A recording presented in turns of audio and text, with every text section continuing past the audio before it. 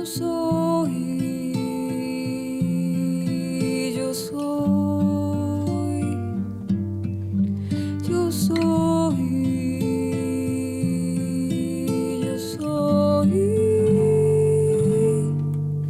soy agua, tierra, cielo, casa, planta. Soy mar, Atlántico, viento y América. Soy un montón de cosas santas mezclada con cosas humanas. ¿Cómo te explico? Cosas mundanas.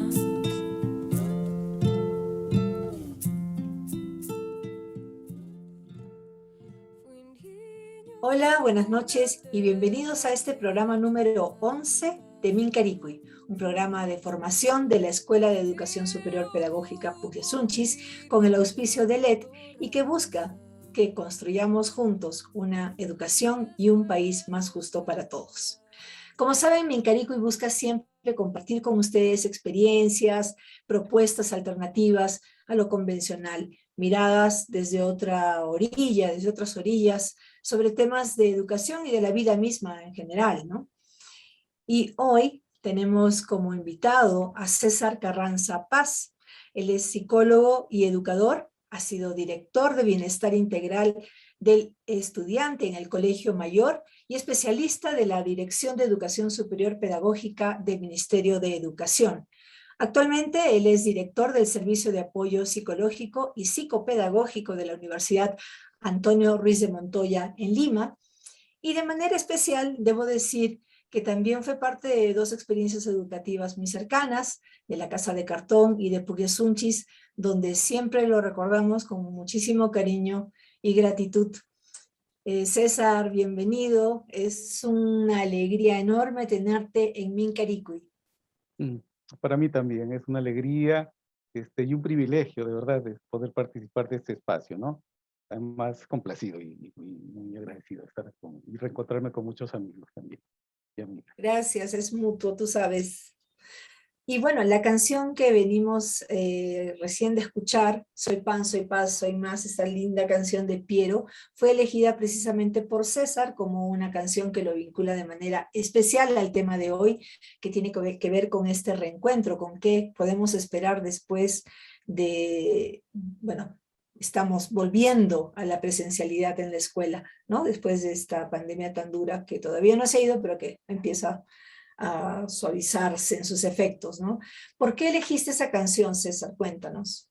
En realidad, estuve pensando en muchas, creo que tenemos gustos comunes también, varias ya se las había enganchado, como decimos en el Cusco, con Loco Fajitos y otras que se han mencionado, ¿no? Pero me gustaba esta porque al escuchar canciones de Mercedes Sosa, la interpretación de Mercedes Sosa de esta canción de Piero, era porque movilizaba mucho el mundo interno, ¿no? Lo que tratamos de hacer cuando trabajamos desde el área psicológica, eso de que hay que sacarlo todo afuera, ¿no? Hay que sacarlo para que nazcan cosas nuevas también. Y entonces, precisamente hay que limpiar, hay que sanear, hay que cuidarse, hay que conocerse, hay que preguntarse, pero para construir algo nuevo, para limpiarse, y desde un autocuidado, un cariño por sí mismo, que es recontra importante en este tiempo, ¿no? Y también dudaba de esta con todo cambia, pero cambia, pues la vida va cambiando, ¿no? Va cambiando y esta es una nueva forma de vivir y de convivir en este mundo, en este planeta. Además es una convivencia global, ¿no? Tal como se estila decir. Pero hay un aspecto que se dice al final, ¿no? Porque esta canción la cantaron cuando estaban en el exilio, ¿no? Desde el exilio. Dice, pero no cambia mi amor por más lejos que me encuentre, ¿no? De mi tierra y de su gente. Entonces, ese amor debe ser precisamente aquello que nos moviliza a reconocer el cambio y a valorarlo, ¿no? Y a mejorar, diría yo, el amor que se siente, ¿no? Por los que más queremos o porque está más cerca, no lo sé. O los que no tan cerca también es válido, ¿no? Sí, Eso. bueno, gracias. Vamos a tener oportunidad de escuchar, de ver el video completo de esta versión de la canción de Piero al final del programa, como siempre. César, es ya 1 año y medio que están nuestros niños, niñas y jóvenes alejados de los amigos, de las maestras, Ujú. de los maestros, de la vida social en general, aunque se va retomando lentamente, ¿no? Pero este espacio tan importante que es la escuela, ¿no? Estamos regresando a ella. ¿Qué sabemos de lo que nuestros niños, niñas y adolescentes están viviendo tras este tiempo de pandemia? Creo que lo primero que tenemos que reconocer es que son sobrevivientes, al igual que nosotros. Somos sobrevivientes y tenemos que darle el significado importante a esa palabra, ¿no? Estamos todavía vivos. Una de las cosas que, bueno, por experiencia personal también que me ha pasado vivir en estos años, era el despertar y ver que todavía estaba vivo, era, caramba, sigo viviendo, ¿no? Y cuántos podemos decir eso, realmente es un privilegio en muchos casos, ¿no? Entonces, reconocer ese privilegio es recontra importante. Entonces, ¿cómo me relaciono o cómo miro a mis sobrevivientes, a los que tengo cerca, ¿no? A estos chicos, a estos niños, niñas con los que trabajo, pero también los que son de mi familia, si soy papá, mamá de niños, de adolescentes, de niñas, digo, caramba, son mis sobrevivientes, ¿no? Entonces, creo que primero hay que reconocer eso. Y a partir de ahí y de ese vínculo que tengo con estos sobrevivientes, es que tengo que ver, bueno, qué efectos y qué consecuencias tuvo este encierro, ¿no? Porque ha sido un encierro en una primera etapa. Y yo tendría que pensar en cosas positivas y negativas, no solo negativas. Por la experiencia del trabajo con universitarios y algunos adolescentes todavía, porque ingresan muy guaguas, decimos, desde los 16 años ya están entrando a la universidad y todavía son adolescentes, ¿no? Todavía no la tienen clara y no la van a tener clara mucho más con este tipo de experiencias. Entonces, sucedía de que cuando uno piensa en ellos, decía, ¿cómo lo han vivido? Cuando ingresan, hay un taller para los ingresantes de inducción, se llama. Y se les pregunta, ¿y cómo han vivido este tiempo de pandemia? Que no eran antes preguntas de ingreso, ¿no?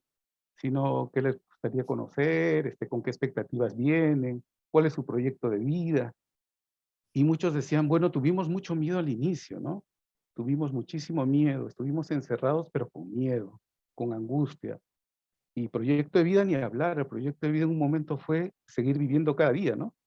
Entonces era una cosa así de ansiedad permanente, de tensión permanente, de estresarse un poco, pero luego, y decimos, y hubo algo bueno, algunos dijeron, al principio era así, pero después a mí me pasó, contaba alguien, que conocí un poco mejor a mi mamá y a mi papá.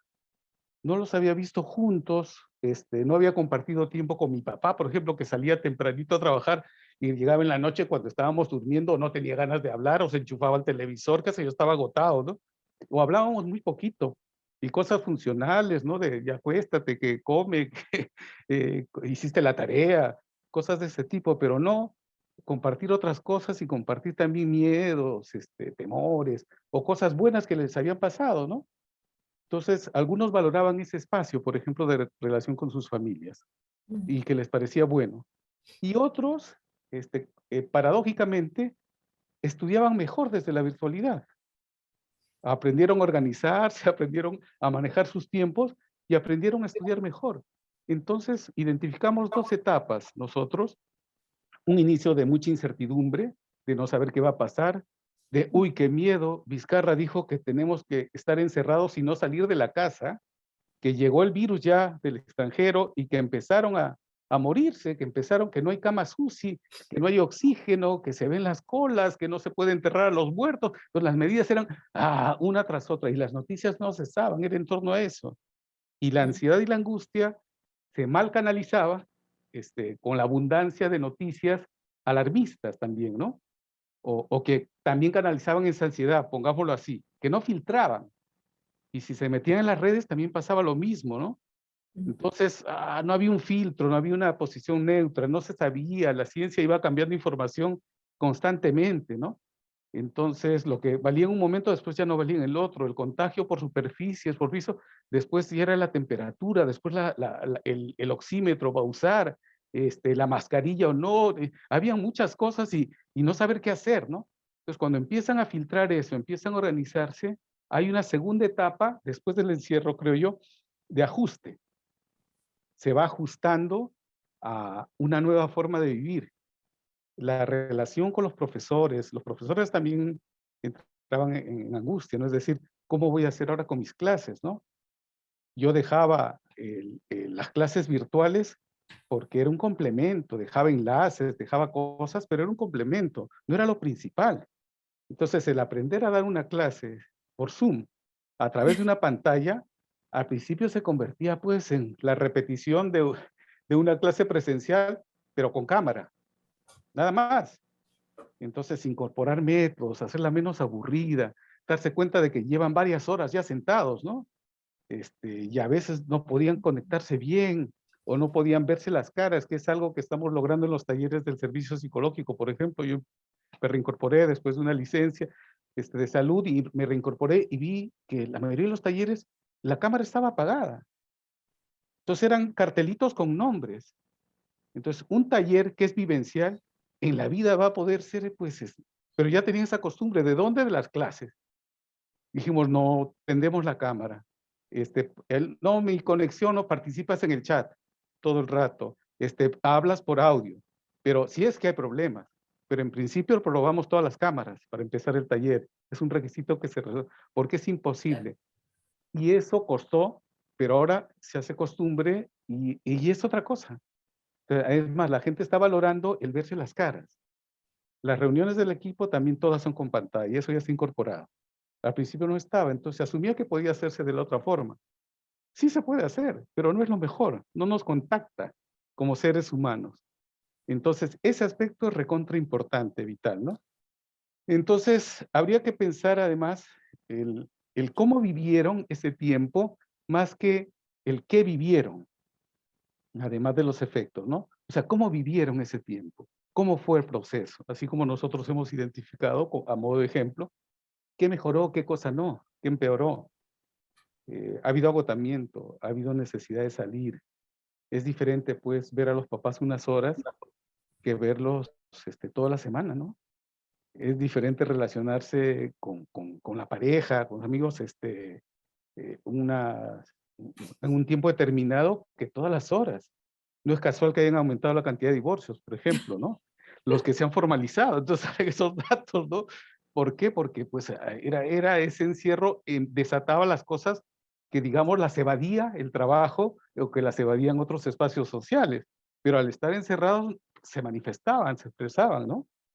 Lamentablemente también muchos niños y niñas han estado conviviendo con sus agresores, ¿no? Han estado conviviendo en situaciones de abuso. Entonces, esos son efectos que la pandemia negativos que ha traído el encierro, ¿no? Eso después ha ido calmando, se ha ido canalizando, se ha ido disminuyendo, bueno, ha ido manejándose de otra manera. De ahí que se hace también una necesidad, este retorno a las escuelas como espacio social, ¿no? Importante, importantísimo. Otro de los efectos que yo he visto y que se sabe es que hay una inmadurez obvia en este aspecto social. No, pero se habla mucho del aprendizaje que se ha perdido, pero no del bienestar psicológico que también se ha perdido y de la madurez emocional, psicológica, que se va ganando en diferentes espacios a estas edades. Yo he tenido algunos adolescentes para un proceso de orientación vocacional, así en algunos casos, y me decían que, bueno, justo cuando les tocaba ya ir a los quinceañeros, ¡pax! Empezó el encierro.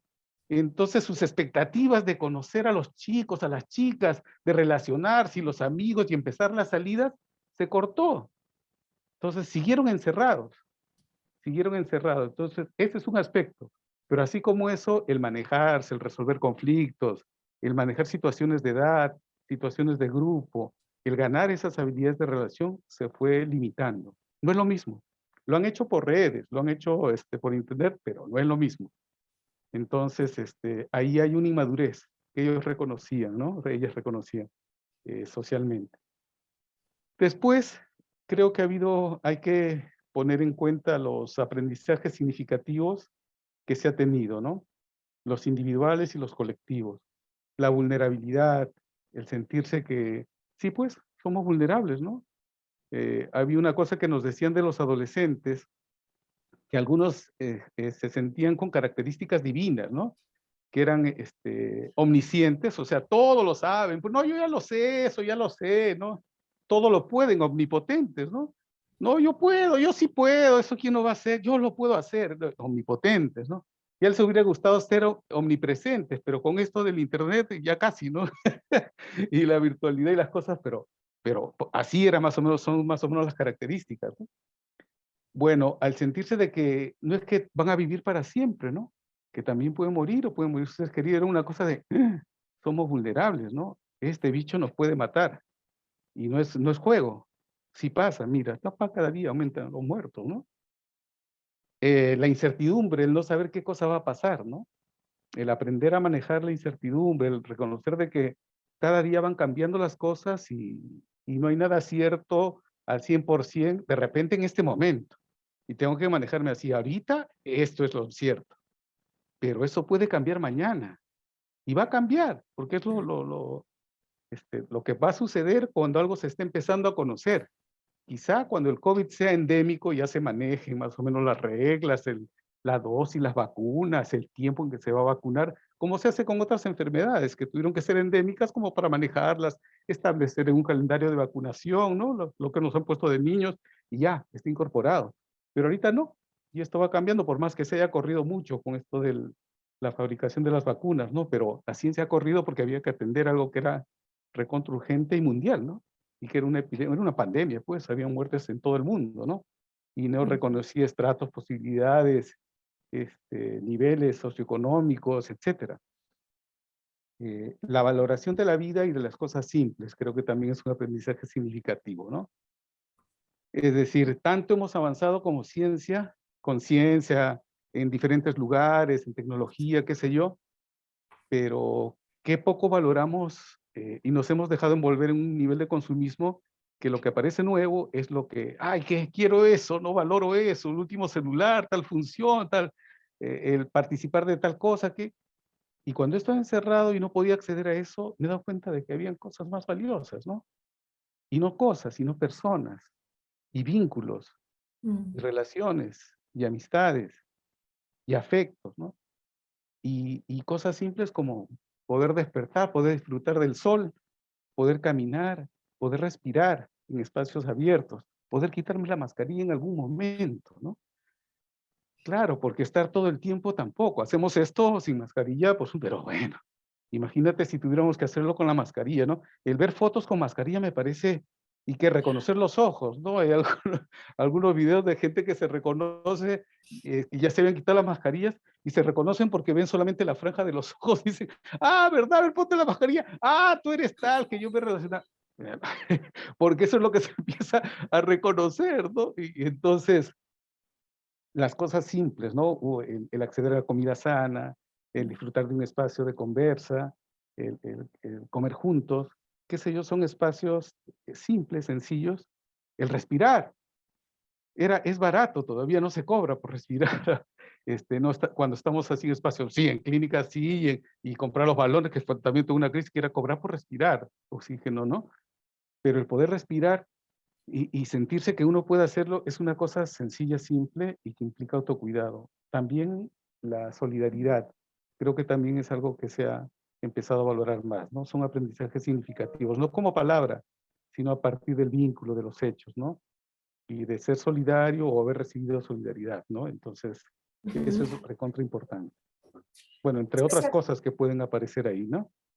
A nivel mundial, como datos, el MINSA ahorita habla de 3 de cada 10 afectados en salud mental. O sea, 3 de cada 10. A ver, digo, 300 personas de 1000. Entonces ahí digo, ya empiezo a sumar más, ¿no? Sigo multiplicando y puedo decir 3 millones de 10. De 10 millones. Entonces, ¿cuántos afectados de salud mental? Somos 30 millones. A ver, la tercera parte más o menos. O sea, 10 millones de 30, un poco afectados en salud mental, ¿no? 10 Mm, millones como número, ahora ponle rostro, ponle edades, ponle esto. Hay una afectación fuerte, ¿no?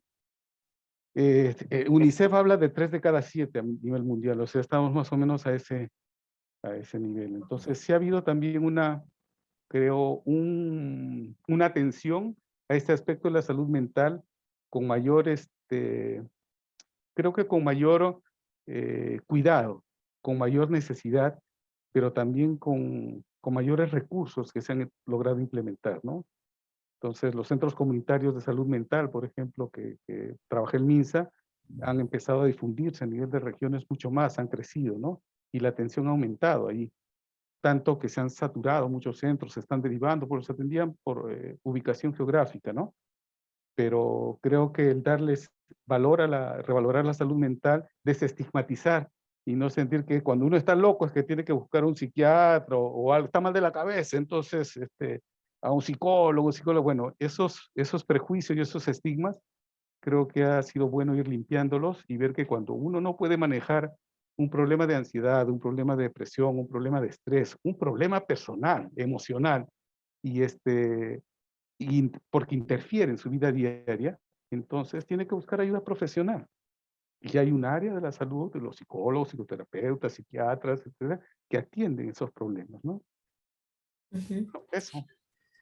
César, has mencionado, bueno, has hecho varias cosas sumamente interesantes. A mí bueno, empezaste planteando algo una perspectiva que yo, la verdad, no había visto, y que es esta de somos sobrevivientes, ¿no? Esta idea de que somos sobrevivientes y que sí, me deja un poco así como agradecida, ¿no? Agradecida a la vida realmente de ser parte de este grupo de gente cuando hemos perdido tantísima gente amada, ¿no? Mm, Familiares, amigos. Y has dicho cosas también que, bueno, las sabemos de las pérdidas que hemos tenido. Hablo del tiempo de los chicos, porque ahora el tema son los chicos, ¿no? Nuestros ujú, jóvenes, nuestros adolescentes y los niños, ¿no? Eh, Tiempos que no van a volver, o sea, esa sensación de que lamentablemente no se trata solamente, en nuestro caso, ya viejos, ¿no? Adultos, que bueno, nos perdimos un año de tomar café con los amigos o de alguna reunión por ahí, pero bueno, lo retomamos y listo, ya hemos pasado por todo lo anterior, ¿no? Pero ¿qué pasa con este chico que se quedó sin fiesta de promoción, sin viaje de promoción, sin, como dices, el año de quinceañeros, ¿no? O de ser pareja de ujú, promoción de alguien, ¿no? O ujú, sea, es un hueco importante, ¿no? Y en el caso de los niños, que son más pequeños, yo sé que tu especialidad es más bien con adolescentes, pero también sé que trabajas con familias y que sabes de casos de niños pequeños, ¿no? ¿Cuál es la diferencia entre esos dos grupos de edad? ¿No? O sea, que hay quien sufre más o menos, hay quien puede salvarla de mejor manera o peor. Esta ujú. idea de ser sobreviviente puede ayudar a, bueno, ya me perdí la fiesta de promo, pero acá estoy. Mm, Eh, ¿Cuáles son las diferencias de afectación? ¿Cómo lo percibes? Yo creo que cuando conversamos con familias, muchos no llegan a valorar que la cifra de niños, de muertes de niños, sea menor, ¿no? Yo creo que esta pandemia sería sumamente dramática, si es que las muertes hubieran sido desde la infancia pequeña, desde los bebitos, ¿te imaginas muriendo de COVID? Hubiera sido terrible, horripilante, ¿no? Es decir, un escenario de ese tipo que desde el nacimiento hasta hubiera habido que tener cuidados especiales en toda área y las muertes que hubieran habido, hubiera sido terrible. Dramas así fuertes, ¿no? Familiares, hubiera aumentado esto altísimamente. Entonces, el darnos cuenta que los niños, niñas no, felizmente, no son parte así digamos, víctimas posibles, cercanas de esto, aunque ha habido excepciones, como en todo, pero no digamos como población, como grupo, ¿no? Lo que sí son transmisores. Entonces, todavía eso nos dice, claro, yo feliz de que mi hijo no pueda recibir eso, pero sí me asustaría que el nieto abrace al abuelito y que por ese apapacho o por vincularme o por simplemente transmitir pueda contagiar al abuelito, ¿no? O pueda contagiar a personas mayores, ¿no? Entonces, eso sí hay que tenerlo con cuidado. Ahora, una de las cosas que hablamos con las mamás, papás y decimos que debían preguntarse era, ¿cómo era, cómo era su niño, su niña antes de la pandemia? ¿No? ¿Qué dificultades tenía? ¿Qué cosas buenas? Y ahí me decían, antes de la pandemia, bueno, es que ahora se come las uñas, me decían, ¿no? Y eso me parece que es nerviosismo, es ansiedad, sí, es una forma de canalizar la ansiedad. Te digo, y antes de la pandemia lo hacía, se ponían a pensar, se preguntaban, sí, pues también, ¿no?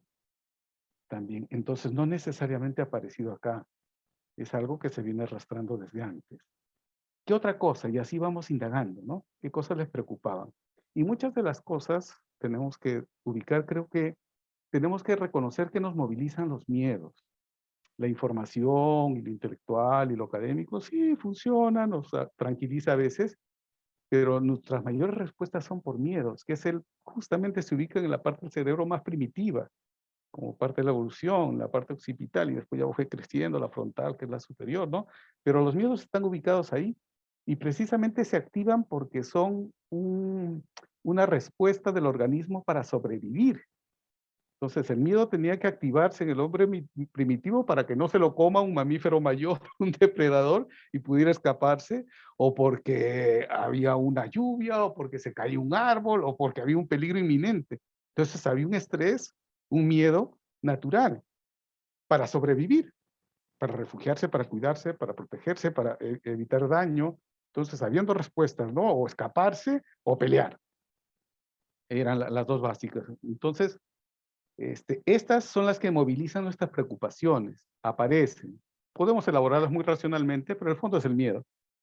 Entonces hay que reconocer los miedos y decir qué nos preocupa, qué miedos tenemos respecto a nuestros hijos e hijas, o sobrinos, o niños, niñas, o alumnos, o alumnas, ¿no? ¿Qué miedos están ahí? Y para ver eso, primero tengo que comparar. En el caso de las familias, la mayor cantidad de consultas, yo diría, que algunos dicen el 80, 90, yo hasta podría añadir más, que los efectos que tienen los niños, digamos, estos efectos o trastornos que puedan haber, son producto del clima y del miedo familiar. O sea, lo que han vivido, cómo han vivido este tiempo, es lo que ellos han absorbido como esponjas. De repente no preguntaron, de repente no opinaron, no estaban hablando con ellos, solamente observaron quizás una preocupación, una noticia, algo que hablaron los papás, la mamá, los tíos, la abuela, qué sé yo, los que conviven en un espacio más cercano, y se quedaron con ello. No tuvieron respuestas y pasó a ellos. Y luego lo manifestaron.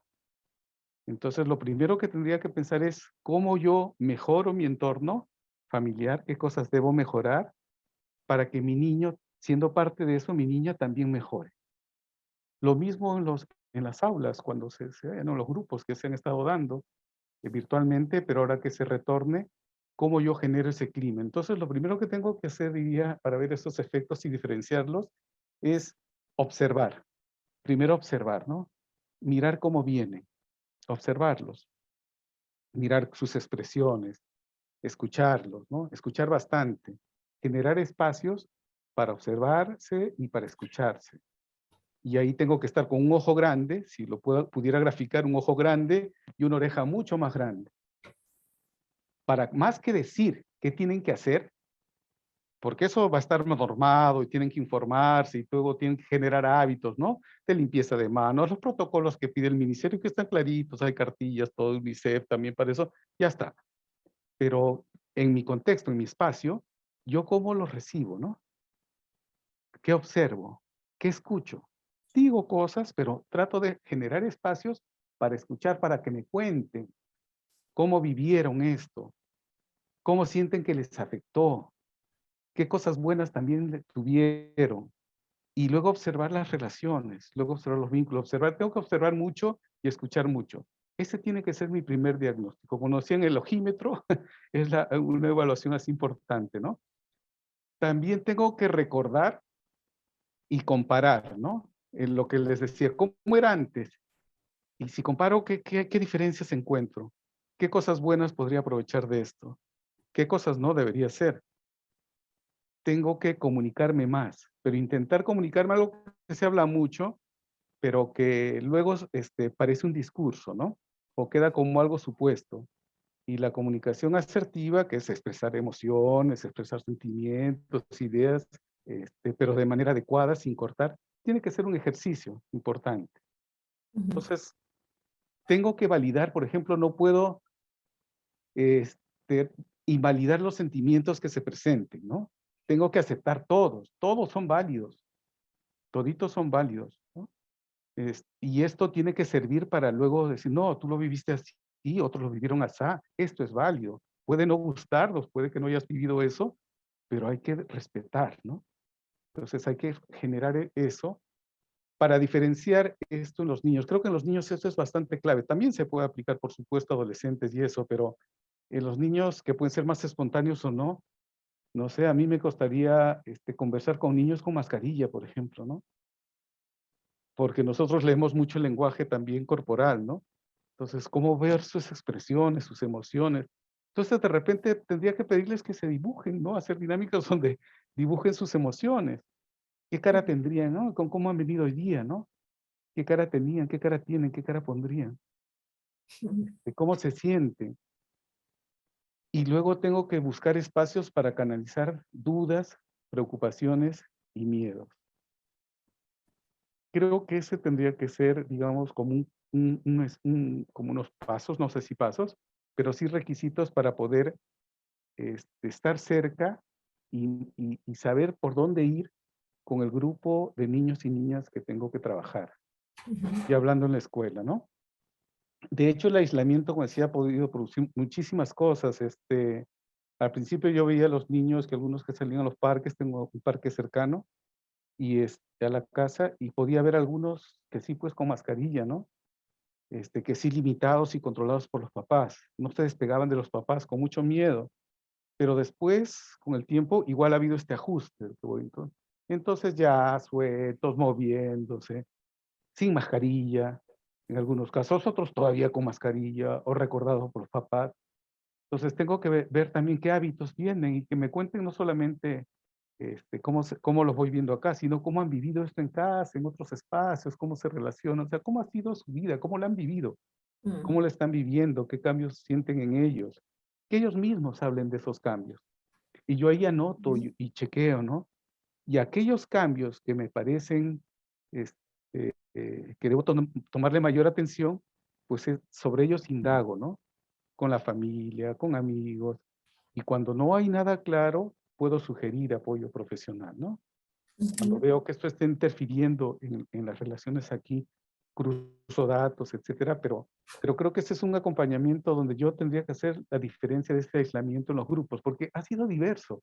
He tenido la suerte de poder viajar una semanita acá a la selva, me fui a Tarapoto y quedé sorprendido, primero porque, bueno, ya sorprendido desde las líneas aéreas que no te piden tu constancia de vacunación. Yo fui con mi carnet de vacunación de las 2 dosis y tal. No, no piden nada. El filtro va a controlar todo, igual tiene que estar con mascarilla y veía todo el avión que parecía un autobús así repleto de gente, lleno de gente, todos los asientos llenos, ¿sí? Y ya, bueno, que funcione el filtro y ya, ¿no? Esperando. Pero luego en Tarapoto, o en la selva en general, luego cruzando datos, nos miraban como bichos raros y ellos no usan mascarilla casi. Pocos son los que usan mascarilla. O la tienen ahí, no se colocan. Y tú dices calor todo, pero también hay una costumbre, o sea, ya, no usan mascarilla en algunos lugares así, sí, sí, más formales, pero en general en la calle es poquito. Algunos están ahí y de repente se la ponen un momento, no suelen usar mascarilla. Hay más bien esas costumbres. Entonces, muchos espacios y muchos niños y muchas familias no usan. Tengo una practicante, estuvo una practicante en el servicio de psicología el ciclo pasado, que fue a ver a su mamá a dar una sorpresa después de estar en el encierro casi 2 años, era el cumpleaños de la mamá, vivía en Pucallpa, me recuerdo, Y fueron a ver, y claro, la familia se encontraron felices todos, de varios hermanos, hermanas, pero estando ahí, por las celebraciones y todo, pero muchos no usaban mascarilla y ahí, en Pucallpa. Y ella regresó contagiada. Aquí se cuidaba. Fue a ver a la familia allá, ¡boc! Se contagió, era inevitable, y con tanta gente. Felizmente los efectos no fueron tan duros, igual la sufrí un poco, pero se contagió estando allá. Claro, a las 2 semanas vemos el contagio, ¿no? Ujú. Este, Igual, hay situaciones diversas. Acá se abrieron algunos colegios en Lima, muchos particulares, ¿no es cierto? Decían, se han abierto solamente los pitucos que tienen mejores condiciones, por ahí hablaban en redes, y uno que otro por ahí, algún nacional que más adelante, de inicial. Pero la primera semana, los primeros días, apareció contagios ahí, ¿no? De un niño que, claro, ya van a hacer su tratamiento y todo. Bueno. Pero entonces es tan incierto en algunos casos que la vivencia también de las familias y la vivencia de los niños, hay estadísticas generales, pero yo iría más por enfocarnos en tomar en cuenta esa información, pero enfocarnos más en el grupo que nos toca, en los niños y niñas con los que trabajamos, Ujú. observar. César, Ujú. sí, sí, yo quisiera ir, Dime, dime, dime. sí, has dicho cosas importantes sobre aquello que, de hecho, iba a ser una de las preguntas, ¿no? Aquello que tenemos que ser como maestros ahora que recibimos a nuestros niños y adolescentes de regreso en las aulas, ¿no? Entonces, tú has hablado, he anotado aquí, a ver si he hecho bien mi tarea, pero observarlos, ¿no? Ujú, Escucharlos, generar esos espacios, ¿no? Para observar y escuchar. ujú, Eh, Tú hablabas de recordar también, de recordar cómo eran y comparar cómo son ahora, ¿no? ujú, Qué cosas han cambiado. Bueno, no siempre vamos a tener los mismos grupos, ¿verdad? O sea, puede ujú, ser un grupo nuevo que no conocíamos, pero también has dicho algo importante que es que los propios chicos puedan recordar y decir cómo era yo antes y cómo me siento ahora o cómo soy ahora, ujú, ¿no? ujú, Luego has hablado, ahí van dos, ¿no? Observar, escuchar, generar esos espacios, recordar cómo era el chico y comparar con ujú, ayuda de él, de ellos si es necesario. Comunicarme más, decías, ¿no? Con los chicos, con los niños. Validar los sentimientos, ujú, ¿no? O sea, validar que es importante cómo se sintió, no ujú, negar cómo se han sentido, cómo han vivido esta etapa de ujú, pandemia. Eh, y has hablado de espacios para canalizar dudas, emociones y miedos. ujú. Yo quería preguntar, tú tienes mucha experiencia como tutor. De hecho, diría yo, me corregirás, No, diría no, que no. es diría que es su especialidad, ¿no? La Sí, sí. tutoría. De acuerdo. Entonces, ok. Ayúdanos, danos algunas ideas. Hay dos cosas que creo que son así, que podrían ser bien puntuales, como sobre todo eso de los espacios. ¿Qué espacios para canalizar dudas, emociones y miedos generarías tú si estuvieras en aula? Yo me pondría, es clave ponerme en el pellejo de ellos, ¿no? En sus zapatos, lo que decimos empatía, ¿no? Ponerme en cómo vendrán ellos. Si yo tuviera su edad, o si yo fuera tal alumno, tal alumna, ¿cómo vendría? ¿Con qué expectativas vendría esta semipresencialidad? ¿Qué miedos tendría? ¿No? ¿Qué expectativas? ¿Qué alegrías esperaría tener? ¿Con quiénes me gustaría encontrar?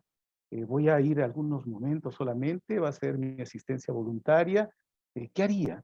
Entonces, yo tengo que hacer lo que nos planteaba siempre Raúl y en algún momento Mariano, me parece, o sea, pero más Raúl, que hacer de mi espacio un espacio espectacular, que mi clase sea espectacular. Es decir, si voy a estar pocas horitas y voy a hacer un espacio importante para ellos, que me pongo en sus zapatos de venir después de tiempo al cole, primero que el cole tendría que estar preparado y listo para la bienvenida, ¿no? Tendría que ser un espacio acogedor, cálido, que yo entre y diga, acá me quieren, me están esperando con ganas, ¿no?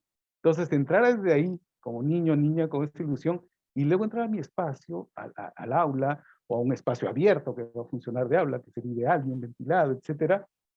Ese espacio tengo que hacerlo espectacular, poniéndome tiene que ser acogedor, cálido, tiene que ser prevenido, con cuidado, ¿no? Porque eso es cuidarlos y cuidarnos.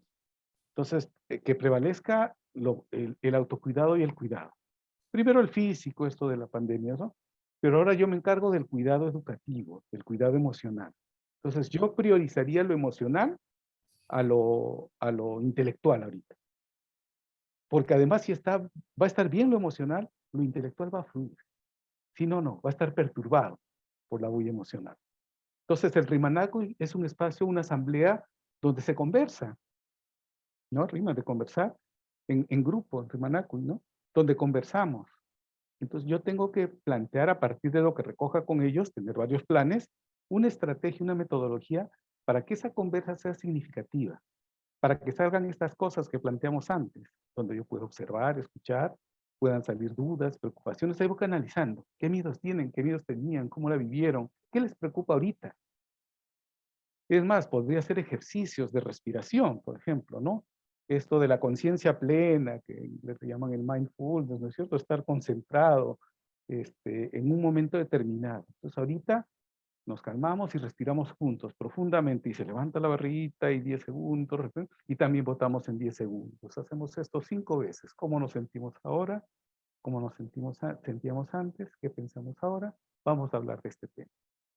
Y lo hacemos así, respirando, sentados, ¿no? No hay que hacer tampoco algo muy de redes y de pantalla verde, porque además no tenemos los recursos para ellos y vamos a perder siempre con los recursos que hay en la red cuando nos comparen con los videojuegos. No, pero sí puedo coger ideas de ellos y puedo plantear esto. Entonces, en que se haga significativo, en que salgan cosas, eso va a ser lo espectacular. No para que salga todo afuera, acuérdense de la canción, ¿no? Para que salga todo afuera y que pueda construir cosas nuevas como la primavera, bueno, que van planteando, ¿no? Entonces, eso tenemos que hacer y también creo que tiene que haber siempre una dosis de esperanza. Esto no va a ser eterno.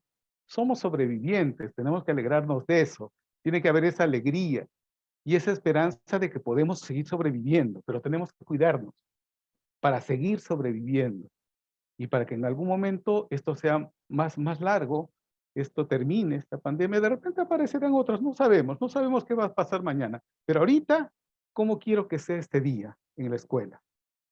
¿Qué hago con mis sobrevivientes? Puede ser una pregunta, ¿no? Y puedo plantear un rimanacuy, puedo plantear una conversa, lo pongo en el horario. Y si a veces tengo que parar una clase porque hay un problema, hay una situación que está llamando más, dejo la clase porque además no va a funcionar, dejo lo intelectual y empiezo a hablar de esto. A ver qué pasó, cómo se atiende. Y ahí la clave es el bien colectivo sobre el individual. Entonces, cuando estoy en grupo, pienso en grupo. Pero por supuesto promuevo el autocuidado. Tengo que pensar que hay que generar nuevos hábitos, nuevas costumbres. Y ahí va esto de las responsabilidades o las brigadas que se llamaban en el PUCNA, ¿no?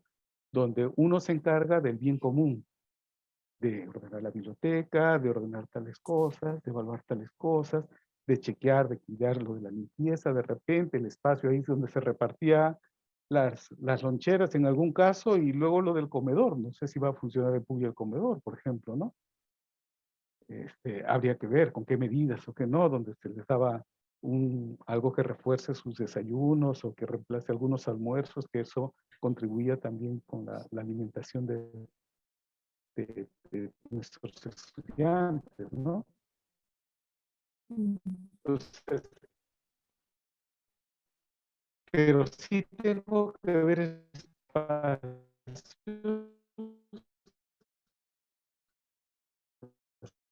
ideas de dinámica, de juegos, tienen de estar sentados muchas horas, de las horas. Entonces, ¿cómo voy a decir? Ya, siéntense. Voy a esperar que estén sentados. Van a estar hartos de estar sentados. Pero tienen que moverse con cuidado, pues, espacios abiertos. Entonces, de repente, trabajaré más fuera del aula, ¿no? Entonces, libre. Es más, tengo que organizar ese espacio, esa dinámica. ¿Qué juegos hago? ¿Cómo hago este control? ¿Cómo hago? De qué tal manera que el juego también les lleve a los temas, pero también los cuide. Y donde crecen sentimientos, todo. Puedo organizar espacios donde no hablen y simplemente bailen, por ejemplo. Y escojo un repertorio y pongo pam, pam, pam, y las endorfinas van generando neurotransmisores que después van equilibrando el cerebro y van equilibrando las emociones y van generando defensas y fortaleza motriz. No somos cuadrúpedos, somos bípedos. Entonces no estamos diseñados para estar sentados, sino para caminar, sino para movernos, sino para hacer cosas. Y eso se ha perdido.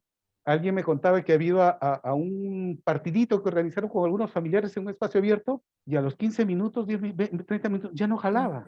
Y era un chico de 16 años que antes jugaba fútbol, pero que había dejado de hacerlo, ¿no?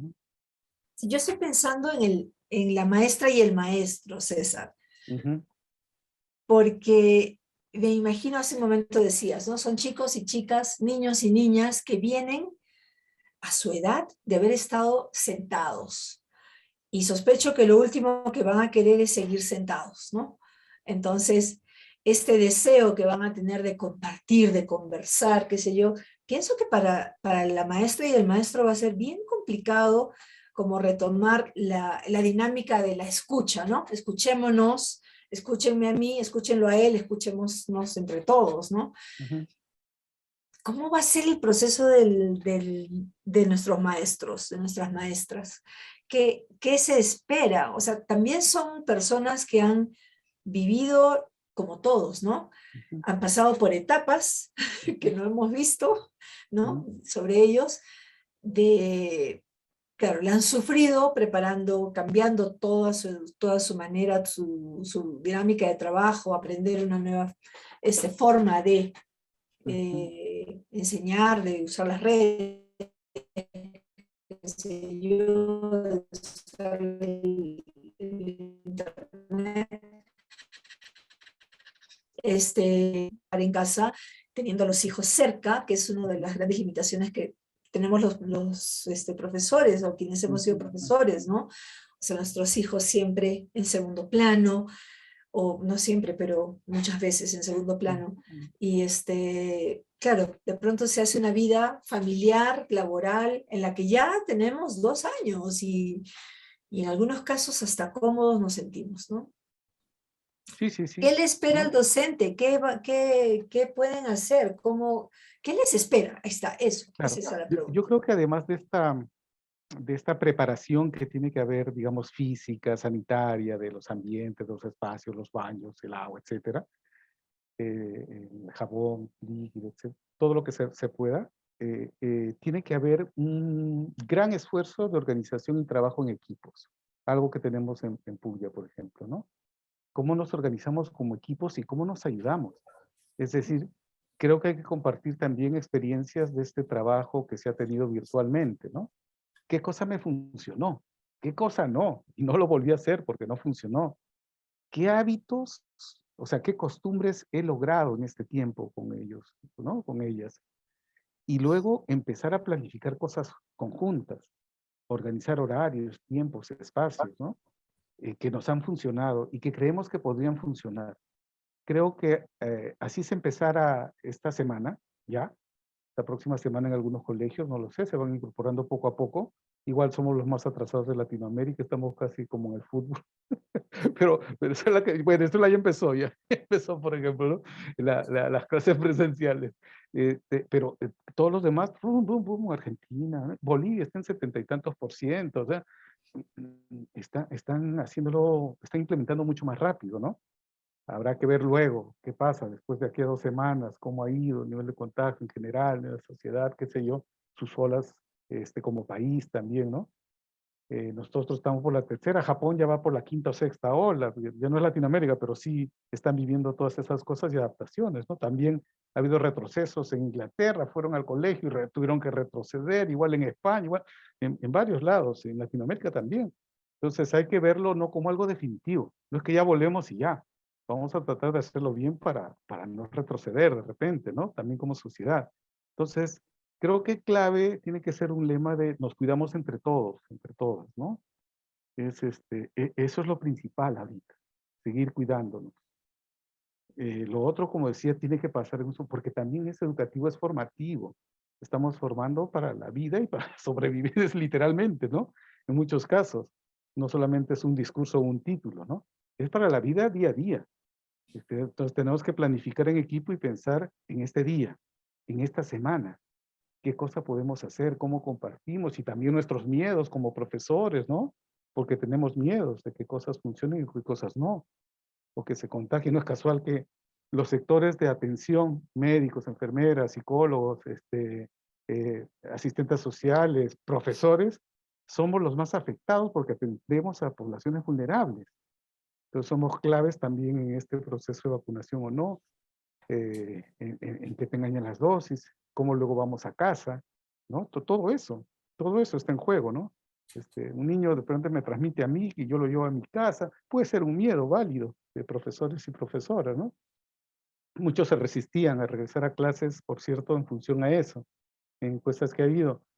Entonces tengo que planificar mucho, un gran trabajo de organización y de equipo. ¿Qué hábitos tengo ganados? ¿Qué experiencias? ¿Qué hábitos quiero lograr en este tiempo? Creo que tiene que ser como las primeras semanas o el primer mes que hacíamos en Puglia y también lo hemos tratado de hacer acá en la Ruiz. La universidad era la acogida, la inducción, ¿no? Ese es como empezar el año. Entonces, ¿cómo empezaba el año? Reconociéndonos, ¿no? Conociéndonos, preguntándonos, empezando a relacionarnos. Entonces, yo creo que va a haber mucho de eso y tiene que haber mucho de eso. Después ya puedo pensar en qué costumbres voy desarrollando a través de actividades, en qué dinámicas, y luego en el día a día, cómo puedo hacer que opinen y que hablen, pero puedo hacerlo en el pastito, en el espacio abierto, en otro lugar, puedo caminar con ellos, pueden anotar, pueden actuar cómo se sienten, sin palabras, de repente, inclusive, o dibujando, o poniendo afiches, tratar de sacar un poco esas costumbres antes que tenía, también porque uno como profe también adquiere costumbres y hábitos, ¿no? Entonces, de sentarnos de repente desde cómo ambiento el espacio, el aula, ¿no? El que mueva los asientos de una determinada manera, distancia y todo, pero puedo hacerlo en fila, ¿sí? Pero puedo hacerlo también en forma circular o ovoide, como salga, ¿no? O de otra manera, puedo hacer algunos grupos, adentro, afuera, pueden caminar, pueden escribir, pueden pintar, pueden actuar para responder a ciertas dinámicas, para opinar, pero tengo que hacerlo variado y tengo que diseñarlo. Improvisar me puede salir bien una o dos veces, pero si quiero establecer en el horario, quiero establecer cosas mucho más largas, tengo que planificarlas, además para evaluarlas y para poder replicarlas o no, y compartirlas, dicho sea de paso. Y el sentir de las maestras y los maestros. Ah, ¿Sabes? ahí va, porque Cuando estábamos hablando de empezaba, eso, sí, yo y había puesto pasamos a los acá, chicos otra vez. claro, Sí, y no podría haber como una caja, algo así, una caja donde podamos meter la cabeza y gritar un rato. yo creo que lo primero, ¿Qué se pensando hace? en la relación con los chicos, es decirles también mis miedos, cómo he vivido yo esta pandemia. O sea, yo soy parte del grupo y también he sido parte afectada en la pandemia, ¿no? Y tengo que decirles cómo viví yo, qué miedos tuve, si tuve algunas pérdidas, qué sé yo, qué dolores tengo, qué esperanzas tengo, qué espero con ellos, con ellas. Todo eso es parte también, ¿no? Y por eso tenemos que cuidarnos entre todos, ese es nuestro lema. Pero también, hablando de poblaciones vulnerables y de profesiones vulnerables, esta es una de ellas, la de ser maestro, y una de las más estresantes, dicho sea de paso, tendríamos que tener grupos de contención, ¿no? De contención, soporte y agencia para profes. Ese trabajo de equipo, creo que así como tiene que haber una acogida a los estudiantes, tendría que replicarse de alguna manera en varios espacios para los profes, en grupo, ¿no? ¿Cómo nos fue? ¿Qué miedos tengo? ¿Cómo nos sentimos? ¿Qué me preocupa? ¿Qué cosa puedo manejar? ¿Qué estoy manejando y qué cosa no? Y también puedo hacer con dinámicas, puedo hacer con juegos, puedo hacer con actuaciones, puedo recrear cosas en base a mis sentimientos, ¿no? César, vamos llegando al final del programa y me gustaría mucho preguntarte, pedirte más bien que si puedes dirigirte a las profesoras y profesores que nos escuchan en ejercicio, más que a los estudiantes ahora.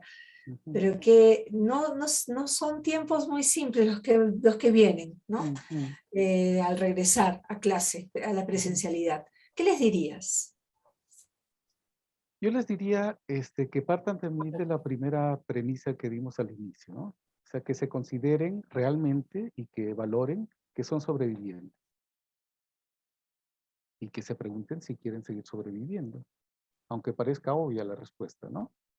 Entonces, el querer seguir sobreviviendo significa tratar de estar bien personalmente, ¿no?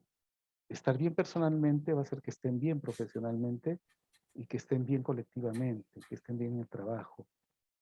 Entonces, creo que hay una revaloración también que he ido dando de la conversa con algunos profes, una revaloración de la carrera, ¿no? Del rol de maestro, y que se ha convertido más en ese nexo humano indispensable para el acompañamiento en el desarrollo de un estudiante. Entonces, yo tengo que pensar que este estudiante es un ser humano también sobreviviente, y al ponerme en su pellejo y en el mío, yo tengo que decir qué esperaría yo, ¿no? ¿Qué esperaría yo? Yo esperaría que mi profe se sienta bien, que venga con alegría, que venga sabiendo qué hacer, que me diga también lo que no sabe, que no haga todo, porque va a ser imposible que mi profe haga todo. Entonces, que no traslade el sentimiento adolescente de omnipotencia divina, ¿no? O sea, hay que reconocer los límites. Y creo que es clave en este tiempo poner límites y decir, yo voy a trabajar hasta aquí y hasta acá.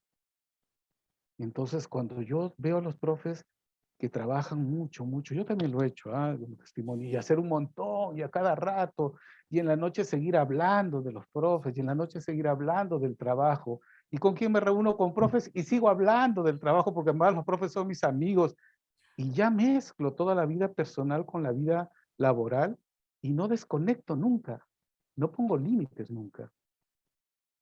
Hay límites concretos. Yo lo voy a poner como ejemplito de lo que estamos haciendo en el servicio psicológico, que así como los maestros somos sector vulnerable, ¿no? Y atendemos poblaciones vulnerables también. Entonces, había esto de la comunicación por WhatsApp, por ejemplo, ¿no? Que se sentía como algo normal hacerlo en cualquier momento. Total, es un mensajito de WhatsApp. Y además se molestaban porque no se les contestaba al toque. Y yo decía, por favor, siempre existió el WhatsApp, siempre existió el teléfono, no habían urgencias antes. ¿Cómo se resolvían? No, pero ahora hay pandemia, sí, y que tú contestes por WhatsApp, ¿lo resuelve siempre? O sea, ver cuáles límites tenemos, ¿no? Y ponerme un horario. Tengo que ser y haber ganado muchas habilidades de organización. Y esa organización es desde que despierto, ¿no? Despierto, agradezco que estoy vivo, respiro hondo, hago un espacio de meditación, de oración, un espacio personal, de estar conmigo, de tranquilizarme, de no pensar y arrancar y conectarme al trabajo, a la computadora, no. Para dormir pongo mi teléfono en modo de avión, ya descubrí, me lo enseñaron, para que no entre ningún mensaje en la madrugada, un sonido, porque a veces ya no entra mensaje, pero entra el sonido, ¿no? Y ya he visto mensajes de gente que no puede dormir y que no tiene mejor idea que mandar mensajes, de WhatsAppear, ¿no? Y porque tiene un trastorno del sueño, está provocando uno en mí. Entonces tengo que tener bien definida mi organización y ver a qué hora me despierto y a qué hora me acuesto. Pero en ese trayecto, ¿cuál es mi horario de trabajo y cuál es mi horario de desconexión del trabajo? No estoy para nadie. En estas 2 semanas que yo tomé de vacaciones, que me obligaron a tomar, me sentía rarísimo, además tomar en octubre vacaciones. Siempre era mitad o a fin de año. Y tenía vacaciones acumuladas, entonces ya te obliga el trabajo. He visto que había en el grupo del servicio, que sabían que yo igual estaba de vacaciones y que no iba a contestar, lo silencié, pero se registraban los mensajes, ¿no? Y habían como 70 y tantos mensajes en 2 semanas. Pero un grupo de amigos de antaño, amigos de siempre se llaman además, que tenía ubicado, había silenciado también, habían 250 mensajes. Y en otros grupos, otro tanto, otro tanto. ¿Es posible atender a todos? ¿Es posible responder a todos? ¿Cuánto tiempo invierto en eso? Si lo pongo en un tiempo que me desconecto del trabajo. Nosotros, por ejemplo, mensajes del SAP, del Servicio Psicológico, a las 6 de la tarde los cortamos. A las 6 de la tarde ya nadie WhatsAppea. Nadie, nadie. Y todos se conectan, los practicantes a sus cursos de la universidad, los demás a otras cosas que hagan, o a descansar, a dormir, a estar con la familia, lo que quieran hacer, comprar el pan, no sé. Pero a las 6 se desconectan. Igual que los correos, por ejemplo, institucionales. A las 6 cerramos. Y así, y no se contesta. Y lo que haya que enviar o algo, lo envías, pero le pones fecha de envío posfechada, ¿no? Mañana, pasado, dependiendo. Entonces se ha tratado de minimizar las urgencias y esa compulsión por comunicarse virtualmente creyendo que se comunican mejor. A veces es peor. Hay gente que sale de grupos. Entonces sí creo que tiene que haber límites. Límites para eso, para trabajar, para empezar a trabajar y para cortar el trabajo. Para recrearse, tiene que haber espacios de ocio.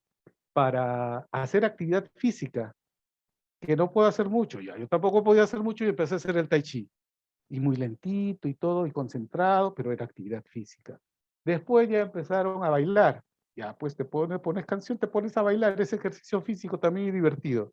Te pones a bailar. Si tienes pareja para bailar y coinciden, enhorabuena. Y si no bailas solo, bailas con el tutorial, y qué sé yo, te diviertes. Algo que te divierta, pero actividad física. Salgo a caminar. Salir a caminar media hora, a una hora determinada, a un espacio determinado. Espacios para desconectarme de pantallas. Tengo que administrar bien las pantallas. Pantallitas y pantallotas, y el celular y la computadora y el trabajo, y usar además la protección que hay para esto, ¿no? Bajar el brillo, usar tonos oscuros o tonos de noche que disminuyen el brillo, porque eso va haciendo daño. Y muchos padecen de ojo seco, por ejemplo, y hay que echarse gotitas, hay que ir al oculista, hay que mover los ojos, hay que pararse. Las reuniones del servicio tienen un intermedio. Tenemos una reunión de 2 horas y media, pero hacemos un intermedio de 10 minutos a la hora, obligatoriamente, y es un hábito. Y ese rato nos paramos, hacemos lo que querramos hacer, tomamos agüita, café, fruta, qué sé yo, al baño, pero se para. Entonces, porque no es estar, no es eso de, sé que no debo estar sentado muchas horas, ya, pero ¿qué haces? Te quedas con la frustración, con la información, tienes que implementar acciones y vas probando. Los profes tienen que sentir que van probando cosas, pero tienen que tener una organización de hábitos, una organización personal de autocuidado bien importante y tratar de respetarla, ¿no? Y si no la respeto, tengo que pensar por qué. A veces digo, no, es que tenía que hacer esto. No, pero eran cosas del trabajo. No, pero ¿cómo no atiendo a todos? Pero sí, pues, ¿qué van? Este niño necesita atención. Si no le llamaba, si no, y eran las 8 de la noche, 9 de la noche, si no hacía algo parecido, y eso ya me parece sospechoso, porque digo, ¿y por qué haces eso, no? Realmente dependen de ti directamente. Si no haces eso, ¿qué va a pasar, no? ¿Qué dejas de hacer por hacer eso? Que sería la otra pregunta. ¿De qué rehuyes, no? ¿Con quién no conversas? ¿Cortas con tu grupo de trabajo? ¿Te comunicas con amigos, con familiares? ¿Qué tanto lo haces, no? Entonces, eso es clave, ¿no? Poder desconectar, y con el dolor del alma desconectas con amigos, con gente de trabajo, y te conectas con gente cercana que tienes ahí, ¿no?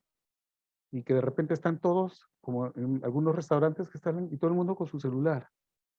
Y son una familia chica, de 3 de repente, papá, mamá, hijo, pero no se comunican. Entonces, ¿qué cosa? Por eso digo gestionar bien las pantallas, ¿no? Y de repente se cierra. Yo he visto familias que ya tenían trastornos de sueño familiarmente, no dormían, y que establecían acuerdos, ponían tiempos para descansar a tal hora, a las 10 de la noche, ya todo el mundo descansa y se levanta tempranito, 5 o 6 a trabajar, salvo alguna excepción, y esta excepción es porque no te organizaste. Bueno, entonces haremos, pero será excepción. Y no podían. Como el módem estaba conectado permanentemente, hasta que alguien dijo, apagó, y desconectó el módem, y no lo conectaban. Y ya uno decía, no tengo señal, no tengo eso. mis datos, gastarás tus datos, pero eso te dura poco y ya está. No es sostenible. Entonces, o no se pagan datos de internet, ya. Y desconectaron y no pasaba nada. Y claro, al principio luchaban con la angustia, la ansiedad de, y esto, y conectarme y hacer y ver y cómo, pero no pasaba nada. Se daban cuenta que no pasaba nada y que la vida continuaba, ¿no? Y qué bueno que todavía continuaba. Pero digamos, ese estar bien implica gestionar todo esto, ¿no? El descanso, la comunicación con amigos, horarios de trabajo, tiempos de familia, ejercicio físico, actividades motrices, si no es el ejercicio, organización del sueño. Hay mucho trastorno del sueño, ¿no? Con esto de la pandemia. Ujú. Las adicciones que se han generado, ¿no? Hay una cosa que igual lo señalan, pero hay que descontaminarse de noticias. Creo que los noticieros son muy nocivos. Están mucho más cargados, vean el porcentaje de información negativa o de información reiterativa, alarmista, abrumadora, y yo ya filtro, ya televisión abierta, ya casi no veo noticieros, y más bien veo algunos programas en redes, algunos minutos de noticias que me interesa de algunos que analizan noticias, pero nada más. Si el tema no me parece, lo corto, o lo adelanto, o no lo veo. Y lo otro son los videojuegos, ya por testimonio, ¿no? Hay profes que también compartían espacio de videojuegos con hijos, y después la adicción era común, ¿no? Entonces, bueno, ya no salía. Yo hago deporte, sí, pero estoy haciendo FIFA, estoy haciendo videojuegos. Eso no es deporte, pues, físico. Y ya me pegaba, ¿no? Y se pegaban. Entonces ahí es donde hay que poner el horario y respetarlo. Y ser, Entonces, ese estar bien implica todas estas áreas. O sea, primero tengo que estar bien porque tengo que ponerme en la cabeza, en el pellejo de mis sobrevivientes, como decíamos, los estudiantes, ¿cómo esperarían verme a mí, no? ¿Cómo les gustaría una clase conmigo? Y también Ujú. poner los límites, tanto en lo que voy a hacer, ¿no? En el horario, Creo que eso es mucho más saludable y más sostenible que intentar cubrir todo. Y también delegar, y también atender en equipo, y también delegar, y también con las familias, comunicarse mejor, y también buscar convenios, ayuda profesional de otros espacios, para que me ayuden a resolver aquello que no voy a poder abarcar, y que de repente no puedo, a veces, ¿no? O que me involucra mucho, y precisamente porque me involucra no voy a tener una mirada imparcial o profesional, ¿no? En ese sentido. Validar las cosas, no reprimirlas, aceptarlas cada día, ¿no? Controlar no es reprimir, ¿no? No voy a poder controlar todo, asumir que no puedo controlar todo. Es algo que nos enseñó esta pandemia, es que no tengo control casi nada, muy poco, apenas de mí y eso, algunos aspectos. Entonces, ¿cómo pretendo controlar la vida de otros o la sociedad o lo que va a pasar fuera de? No puedo y tengo que aceptarlo, más bien me concentro en ahora que puedo. No Claro. puedo controlar cosas del pasado, ya sucedieron, me hubiera gustado hacerlo, hice lo mejor posible, o hice lo que pensé y de repente me equivoqué. Pero esto es lo que estoy haciendo, lo que me toca. Trataré ahora de no hacerlo como lo hice antes, de repente hacerlo mejor, pero lo de ahora. No sé qué va a pasar mañana, así que no me preocupo de qué voy a poder hacer mañana o controlar mañana. Lo dejo. Y cada día tiene su afán, como dicen, ¿no? Y listo, y me guío por ahí. Un pasito a la vez. Pensar, ¿y ahora qué hago? ¿Y ahora qué toca? Claro. Y luego, ¿cuál es el siguiente paso? No me angustio por, ay, lo que tengo que hacer el día. No, de repente en esta hora, en este momento, en estos 10 minutos que me encuentro con los chicos, chicas, ¿qué hago? ¿Qué tengo que hacer? Y me concentro en eso. Luego, ¿qué sigue? Ya, ahora esto fue así. Luego, ¿ahora qué hago? Un paso a la vez, un poquito, sin tener demasiadas expectativas y pensando en lo más importante. Nos cuidamos entre todos. Me cuido yo para estar bien, con todo esto que hablamos antes, eso me va a permitir cuidar mejor de ellos y cuidarnos también. Pues César, muchísimas gracias. Muchas gracias en verdad por todo este tiempo y ha sido realmente un gusto y muy interesante escucharte. Y nada, pues mil gracias por acompañarnos. Sí, yo encantado, feliz. Como ven, los psicólogos, maestros, lo que menos nos cuesta es hablar. Quizá ahora más hablar con mascarilla, pero arrancamos y hablamos y salen cosas y recuerdos y todo. Espero que Bien. haber podido ser claro y haber ayudado un poquito, como digo, en este tiempo, en este momento. Esa es la ayudita que he podido brindar. La Muchas experiencia, gracias. lo que hemos hecho, y si sirven algo y se atreven a probar alguna de las cosas, enhorabuena, ¿no? Que ha servido este tiempo. Muchas gracias. Eso, gracias, no, yo encantado. Gracias y un abrazo a todas y todas, virtual esta vez. En algún momento esperemos que sea presencial y que podamos Sí, encontrarnos ojalá. aún sobreviviendo. Será. Gracias. Sí, gracias. Y bien, amigos, llegamos al final de este Mincaricui.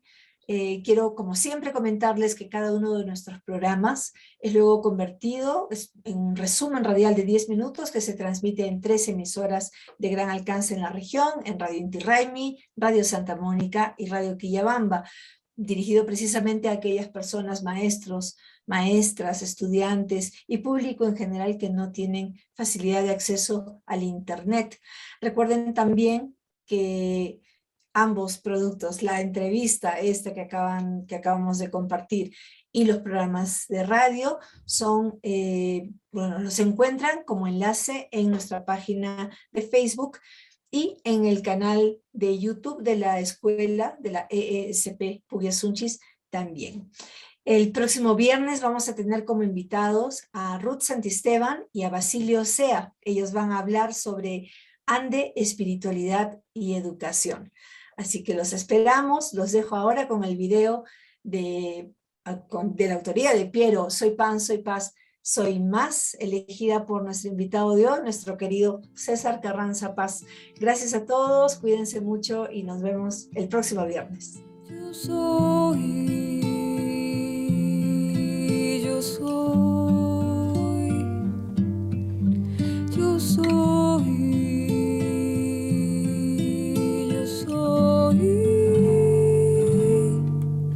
Soy agua, tierra, cielo, casa, planta. Soy mar, Atlántico, viento y América. Soy un montón de cosas santas, mezclada con cosas humanas. ¿Cómo te explico? Cosas mundanas.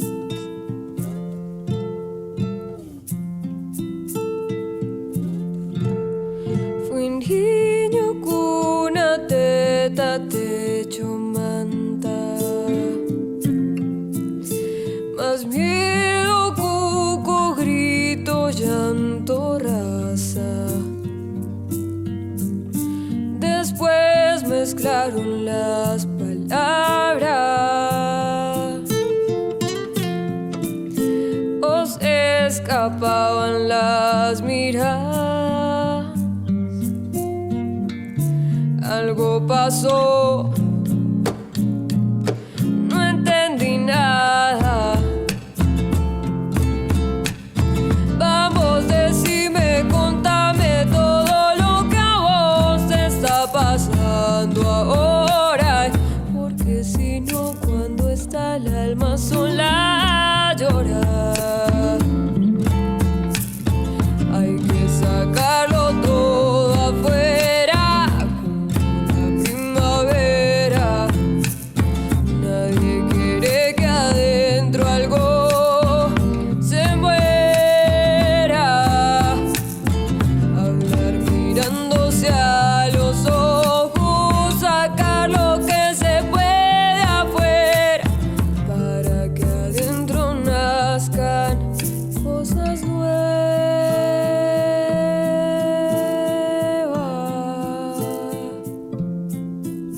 Soy pan, soy paz, soy más, soy el que está por acá. No quiero más de lo que quieras dar hoy. Hoy se te da, hoy se te quita.